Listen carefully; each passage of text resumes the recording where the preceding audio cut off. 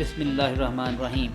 Paris Olympics کے 7 روز مکمل ہونے پر چین بدستور پہلے اور میزبان فرانس دوسرے نمبر پر براجمان ہیں۔ آج ہفتہ کے روز کھیلوں کے 8ویں دن اولمپکس میں شامل 45 کھیلوں میں سے 26 کے مقابلے ہوں گے، جن میں swimming, boxing, judo, tennis, table tennis اور کئی دیگر کھیلوں میں میڈل کا فیصلہ ہوگا۔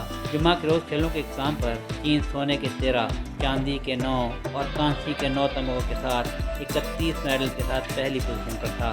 فرانس سونے کے 11، چاندی کے 13 اور کانسی کے 13 تمغوں کے ساتھ مجموعی 37 تمغے حاصل کر کے دوسرے نمبر پر۔ آسٹریلیا سونے کے 11، چاندی کے 6، کانسی کے 5 تمغے جیت کر 22 مجموعی تمغوں کے ساتھ تیسرے نمبر پر۔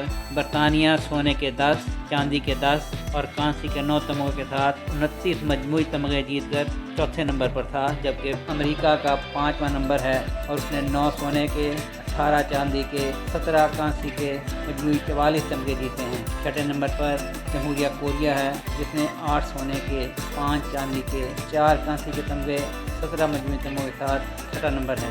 جاپان کی پوزیشن 7ویں ہے، جس نے سونے کے 8، چاندی کے 4 اور کانسی کے 6 تمغوں کے ساتھ 18 تمغے جیتے ہیں۔ 8ویں نمبر پر اٹلی ہے، جس نے سونے کے 5، چاندی کے 8 اور کانسی کے 4 تمغوں کے ساتھ 17 تمغے جیتے ہیں۔